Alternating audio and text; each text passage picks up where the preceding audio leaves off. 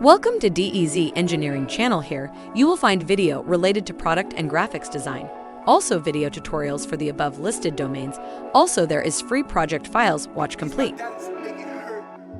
Hello fellas, today's topic is water shrill effect in ANSYS Fluent. This is a practical example related to hydraulic turbines. Watch and lean the simulation. Refer description for project files. Hello, good morning all.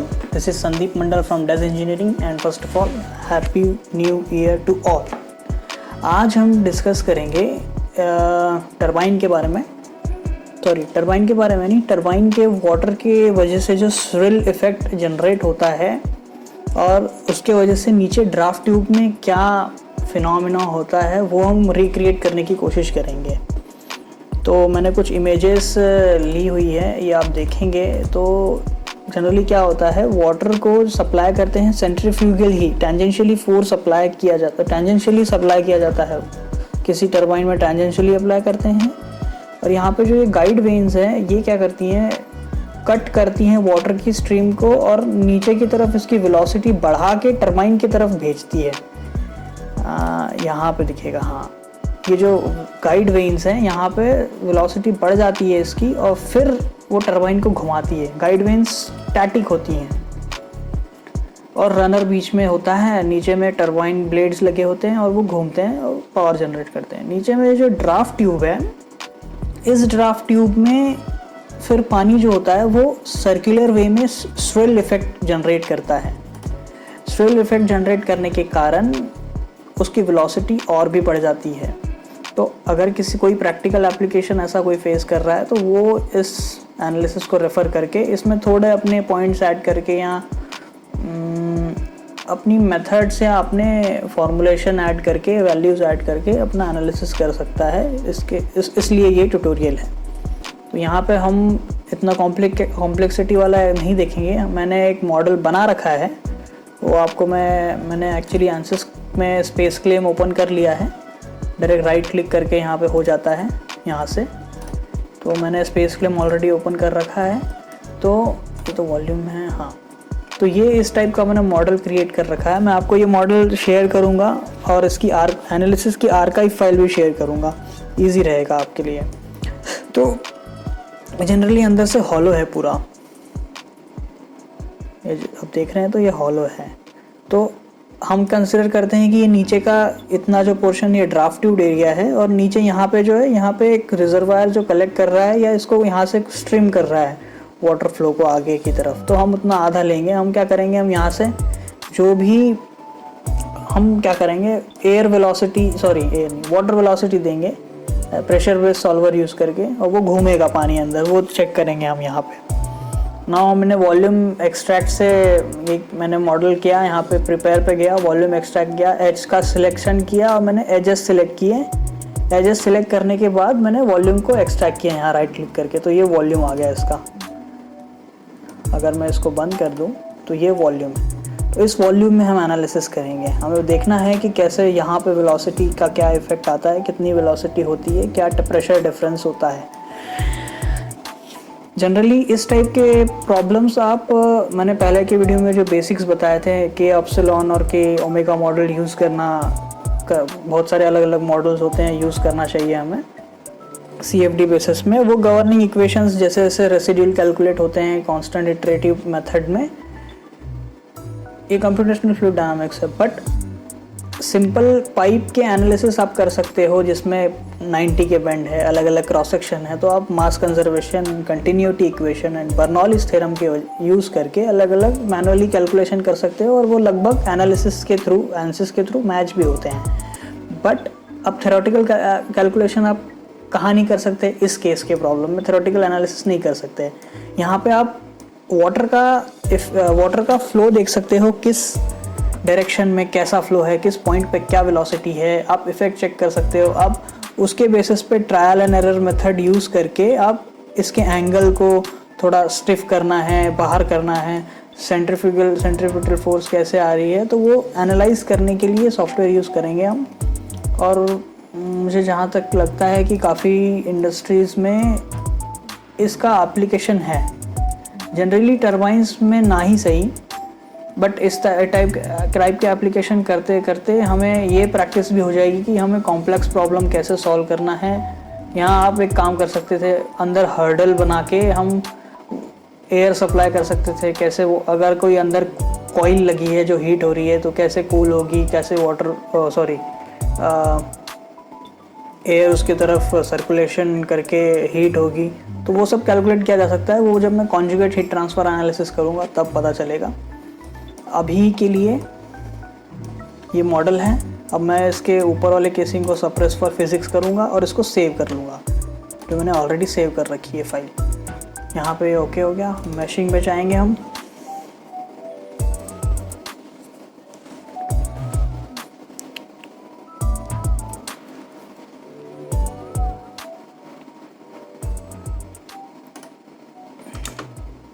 ये एक model create किया हुआ है, मज़ेदार model है। ये हमारा on हो गया।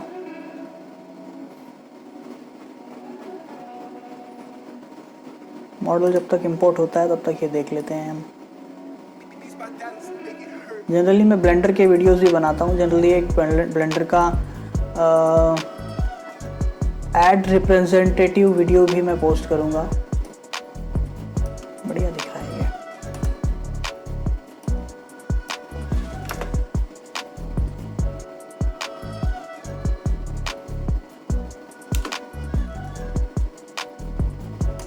हाँ, तो ये मॉडल आ गया है यहाँ पे।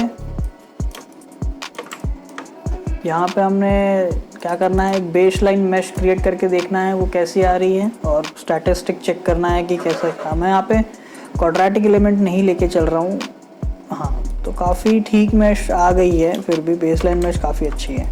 इस पोर्शन में ज़्यादा रिफाइनमेंट है। फिर यहाँ पे हमें ठीक है, लगभग हम इस मैश के साथ जा सकते हैं। देखते हैं, ये 1 लाख तक आ गया है एलिमेंट। हमें हमारी लिमिट जैसे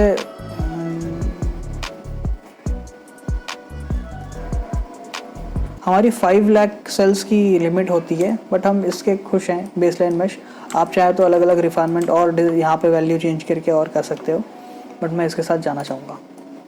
अब हम चेक करते हैं, इसको देते हैं एन टाइप करेंगे, इनलेट देंगे, इनलेट 1। फिर यहाँ पे क्लिक करेंगे, एन टाइप करेंगे, इनलेट 2। फिर से यहाँ पे प्रेस करेंगे, एन टाइप करेंगे, इनलेट 3। फिर से यहाँ पे सिलेक्ट करेंगे, एन टाइप करेंगे, फिर लिखेंगे इनलेट 4, और ये आउटलेट है हमारा। एन टाइप करेंगे, आउटलेट। तो यहाँ पे बहुत सारे इनलेट है और एक ही आउटपुट है, तो जनरली यहाँ पे वेलोसिटी तो ज़्यादा आएगी ही आएगी।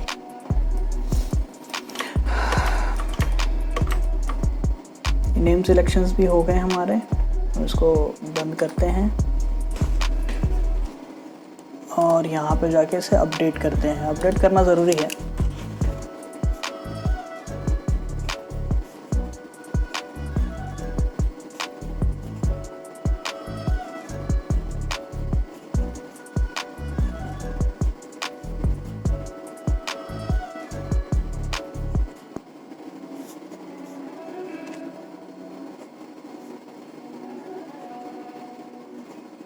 हाँ, तो यहाँ पे आ गया है अपडेटेड। अब सेटअप पे जाएंगे।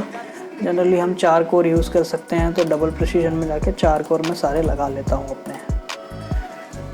एनालिसिस फास्ट होगी इससे।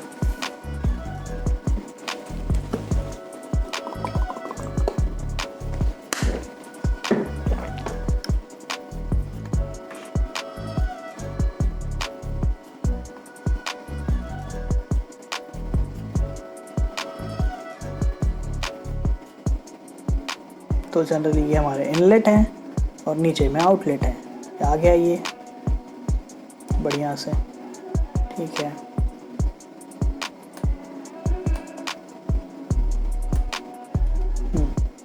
तो यहाँ पे हम पहले मैश चेक कर लेंगे। मैश चेक डन हो गया। फिजिक्स, हम एनर्जी इक्वेशन सॉल्व करने वाले हैं। डिस्कस मॉडल में जाना है हमें कि ओमेगा SST मॉडल लेना है अभी के लिए। जब जैसे जैसे हम आगे जाएंगे तब के एप्सिलॉन यूज़ करना सीखेंगे और भी different model, two phase model, Reynolds stress, तो वो भी सीखेंगे धीरे धीरे। वही विस्कस मॉडल है ना। मटेरियल हमें लेना है फ्लूइड डेटाबेस में जाना है हमें। मेक श्योर हम अनसेलेक्ट करते हैं सबको और वाटर में जाते हैं।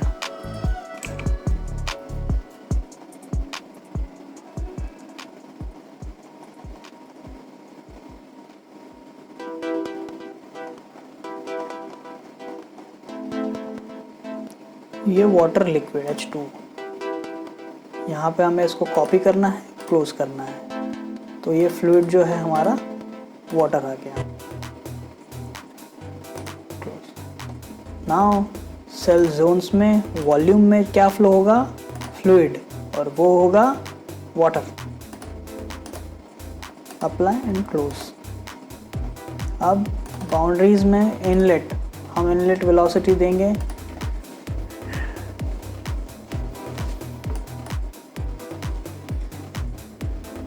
30 मीटर पर सेकंड दे देते हैं यहाँ से। अब यहाँ पे आप वेरिएबल स्पीड्स दे सकते हो वेलोसिटी की। यहाँ पे आप देख रहे हो यहाँ पे वेरिएबल स्पीड दे सकते हो। तो मैं एक काम करता हूँ, मैं 2 में वेरिएबल देता हूँ, 2 में देखते हैं क्या होता है।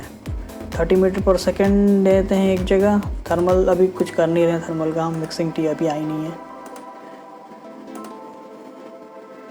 फिर ये इनलेट 2 जो है इसमें दे देते हैं 40 मीटर पर सेकेंड। इनलेट 3 में हम दे देते हैं 25 मीटर पर सेकेंड। और इनलेट 4 में हम दे देते हैं 35 मीटर पर सेकेंड। तो इस तरह से वेलोसिटी फ्लो होती है यहाँ पे। और हमारा जो आउटलेट है प्रेशर आउटलेट है, और जहाँ पे गेज प्रेशर 0 रहेगा, 0 है ऑलरेडी। ठीक है, अब और कुछ करना नहीं है हमें यहाँ पे। User defined solution, hybrid initialisation करते हैं हम इसकी। और रिजल्ट में एक कॉन्टूर बना लेते हैं एक प्रेशर का।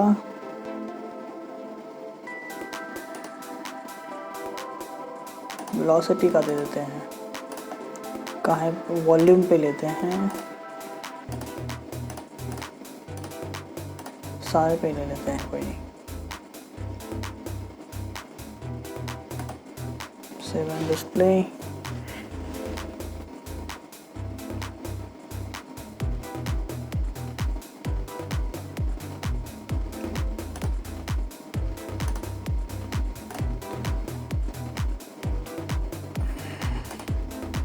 एक सॉल्यूशन एनिमेशन क्रिएट करता हूँ मैं इस कॉन्टूर पे।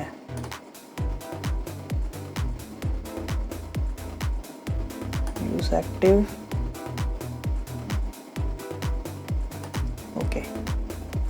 मैं और एक कॉन्टूर क्रिएट कर लेता हूँ प्रेशर डिफरेंस, प्रेशर वैल्यूज़ का।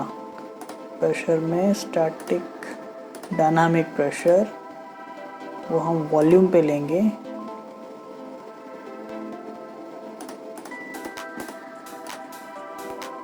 Save and display, close। फिर एक सॉल्यूशन पे जाके फिर से create solution animation 2, contour 2, use active, okay. Now हम इनिशियलाइज तो कर चुके हैं। हम यहाँ पे इसको इटरेशन से हम इसको 300 इटरेशन के लिए रन करते हैं।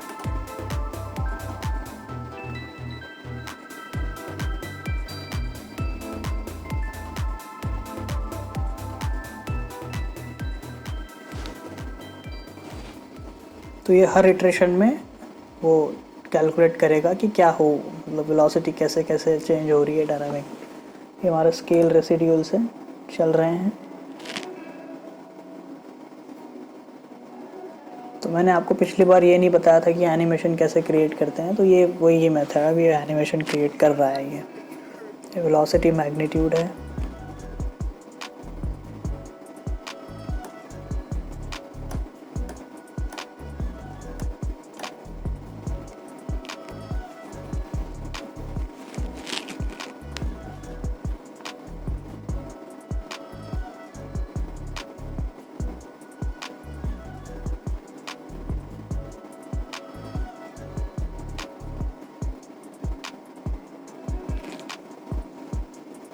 कुछ टाइम लगता है इस एनालिसिस को सॉल्व मतलब होने के लिए, जब तक हमारे ये रेसिड्यूल्स कांस्टेंट नहीं होते। और ये रेसिड्यूल्स क्या है इसके बारे में आपको बताता हूँ। जब आप कोई भी फ्लूइड डायनामिक CFD एनालिसिस करते हैं किसी भी चीज़ पे, आप different series of governing equation, mass conservation equations और नेवियर स्टोक्स इक्वेशन सॉल्व करते हो, जिसमें पार्शियल डेरिवेशंस, इंटीग्रेशंस होते हैं स्मॉल क्वांटिटी को एनलार्ज करने के लिए और अलग अलग एक सेल वैल्यू पे XYZ वेलोसिटी फाइंड करने के लिए और रिएक्शन फोर्सेस कैलकुलेट करने के लिए।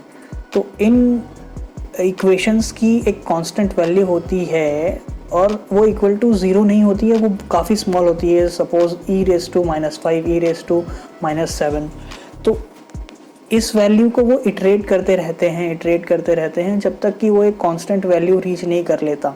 कोई भी एक इक्वेशन वो एक कांस्टेंट वैल्यू रीच नहीं कर लेता, से 1.2, 0.3।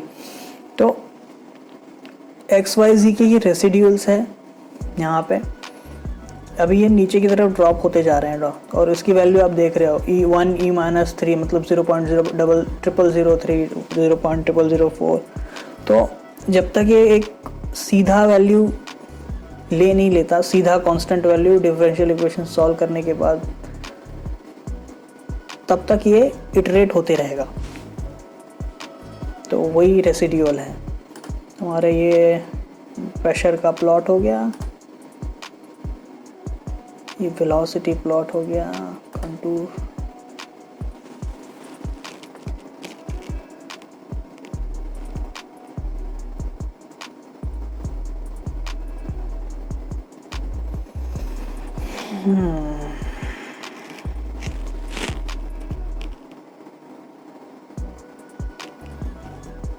आगे चल के हम इस टाइप के एग्जांपल्स भी ले सकते हैं, जिसमें हम प्रैक्टिकल एग्जांपल एक ये हो सकता है कि कोई एक आपका इक्विपमेंट है, उसके अंदर बहुत सारे इलेक्ट्रॉनिक्स है और आप उसके अंदर एयर सप्लाई कर रहे हो और कैसे वो एयर फ्लो हो रही है उसके अंदर अलग अलग ऑब्स्टेकल से टकरा के कैसे इमर्ज हो रही है।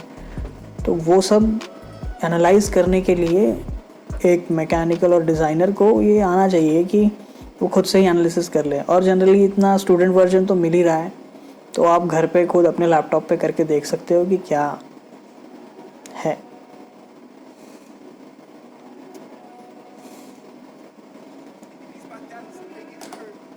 रेसिड्यूल अभी भी ड्रॉप होते जा रहे हैं।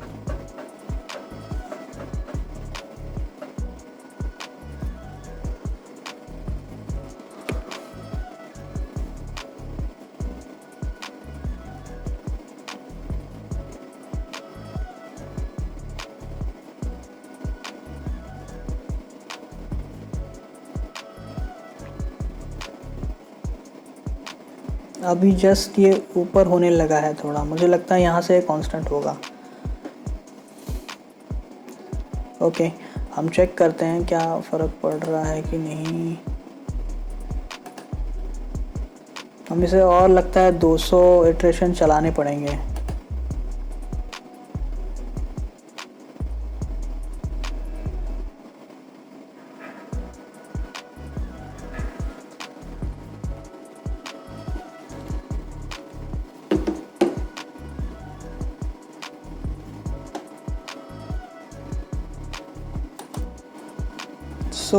मैंने अभी और इसे रन होने के लिए दिया था, 300 और दे दिए थे, मतलब टोटल 600।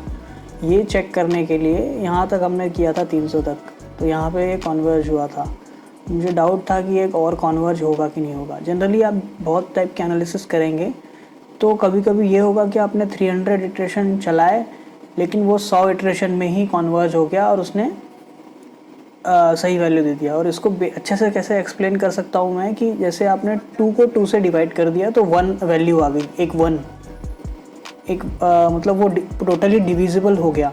तो ऐसे ही रेसिड्यूल में भी वो पूरा एकदम एग्जैक्ट वैल्यू आ गया, इसलिए उसने 100 के 300 दिए आपने, या कोई 100 वैल्यू दी, 200 वैल्यू, 200 इटरेशन दिए, 100 पे एकदम एग्जैक्ट कन्वर्ज हो गया वो, तो वो वहीं पे ख़त्म कर देगा, उसके आगे उसे सॉल्व करने की नीड नहीं है।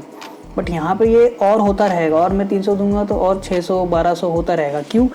क्योंकि यहाँ पे ऐसा हो रहा है कि आपने 5 को डिवाइड कर दिया 3 से, यहाँ पे पॉइंट की रिकरिंग वैल्यू चल रही है, तो ये ऊपर जाता है नीचे आता है, ऊपर जाता है नीचे आता है, हर सब रेसिड्यूल्स वैसे ही हो रहे हैं, तो ये चलता रहेगा। बट ये सॉल्यूशन कन्वर्ज्ड है हमारा, क्योंकि ये कांस्टेंट हो गई है, यहाँ पे सब कुछ कांस्टेंट है। जब तक ये अगर नीचे जाती रहती तो मैं होने देता इसे और आइट्रेशन करता, तो अब ये कांस्टेंट है बहुत, मतलब 400 600 मतलब 200 300 इटरेशन तक ये कांस्टेंट ही रही, मतलब बहुत सारे हमने कैलकुलेशन एक्स्ट्रा करके देखे और वो ठीक चल रहा है। तो अब हम देखेंगे इसको बंद कर देते हैं।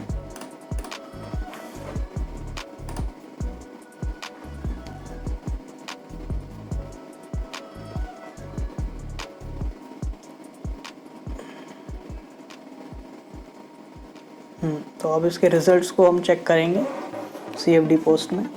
CFD पोस्ट में जैसे ही हमने खोला, यहाँ पे जाना है, हमें वॉल्यूम सिलेक्ट करना है, volume select, volume double click, render. फिर इसकी ट्रांसपेरेंसी को थोड़ा कम कर देते हैं ताकि हम विजिबल हो हम। तो हम एक काम करेंगे, हम पहले एक प्लेन ले लेंगे, चेक तो करें बीच में क्या हो रहा है। प्लेन ले लेते हैं हम YZ में या YX में ले लेते हैं, XY में ले लेते हैं। चलिए बीच में एक प्लेन ले लिया। हम इस प्लेन को हम रेंडर करते हैं एक वेरिएबल से जो है वेलोसिटी अप्लाई। तो ये देखिए वेलोसिटी हम चेक करते हैं, एनालाइज करने की कोशिश करते हैं। तो हमने डिफरेंट वेलोसिटी दी थी। काम करते हैं, इसको अपीयरेंस में जाके फिक्स करते हैं। ये जो कर रहा हूँ मैं प्रोसीजर, इसको ठीक करने के लिए है। यहाँ पे मैं करता हूँ 2, ओके, ये आ गई वेलोसिटी वैल्यू। नाउ अब देखिए मार्क करके ये 76 मीटर पर सेकेंड यहाँ आ रही है, मतलब चारों साइड से मिलके जो गोल गोल घूम रही है हवा। तो मैंने जो दी थी 20, 30, 35, 25, वो ये इफ़ेक्ट आया उसका। और एंड में वो वेलोसिटी यहाँ पे और बढ़ चुकी है। और जनरली वो बाउंड्री लेयर थ्योरी में आपने पढ़ा होगा कि सरफेस में जैसे ही कोई भी फ्लूइड टकराता है उसकी वेलोसिटी 0 हो जाती है। तो ये सरफेस पे 0 है वेलोसिटी फ्लूइड की। सिमिलरली बीच में कोई इफेक्ट देखने मिल नहीं रहा है, बीच में वो वेलोसिटी 0 ही है, क्योंकि बीच में फ्लूइड फ्लो ही नहीं हो रहा, घूम रहा है बस। अब वो घूम कैसे रहा है वो मैं आपको दिखाता हूँ इस तरह स्ट्रीमलाइन से। स्ट्रीमलाइन में स्टार्ट फ्रॉम इनलेट 1 अप्लाई, फिर और एक स्ट्रीमलाइन स्टार्ट फ्रॉम इनलेट 3 करते हैं,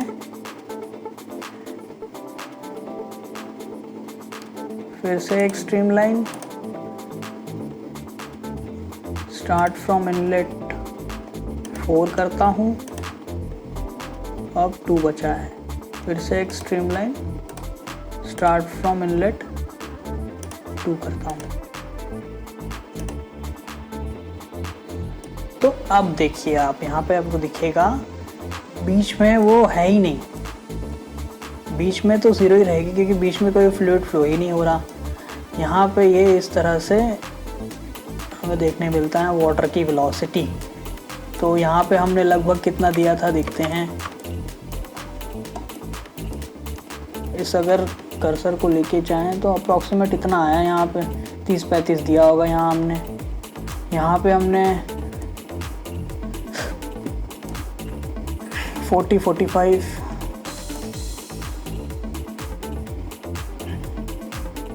तो बेसिकली यहाँ पे हमको एंड में जो वेलोसिटी मिल रही है कॉम्प्लेक्स ये स्ट्रक्चर की, तो आप वो एंड में जाके कितनी मिल रही है हमें 152 मीटर पर सेकेंड एयर वेलोसिटी। वही हम अगर प्लेन ऑन करें और इन सब स्ट्रीमलाइंस को बंद कर दें, इसको हम करते हैं ज्योमेट्री,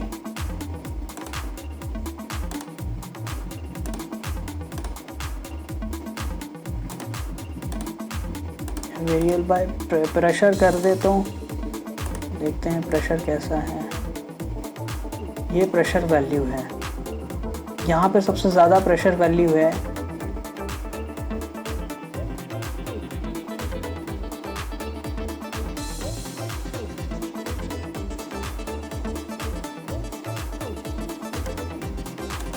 वॉल्यूम रेंडरिंग भी यूज़ कर लेते हैं।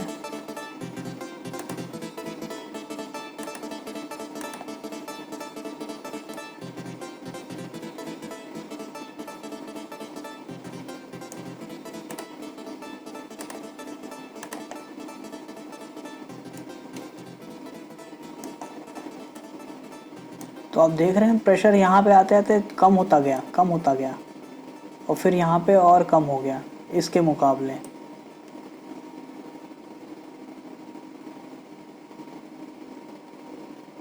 तो ऐसा क्यों? एरिया ज़्यादा है तो प्रेशर इस साइड ज़्यादा है, एरिया यहाँ पे कम हो गया, प्रेशर कम हो गया, वेलोसिटी बढ़ गई। वही हमने बर्नौलीज़ इक्वेशन में वो चेक भी किया है। तो ठीक है सर, यही है स्विल इफ़ेक्ट। मैं इसकी आर्काइव फाइल करके गूगल ड्राइव में अपलोड कर दूँगा। और नेक्स्ट वीडियो में हम ये एप्लीकेशन देखेंगे कि एक पर्टिकुलर वॉल्यूम में अलग अलग कंपोनेंट है, तो हवा या कोई हवा ही देखते हैं, हवा कैसे टकरा के अपनी जगह बनाती है फ्लो होने के लिए आउटलेट की तरफ। तो thanks for watching the video, please share and subscribe. Thanks for supporting the DEZ Engineering. Hope you learned something in EW. Please like, share, and subscribe. And I will get back to you in the next video.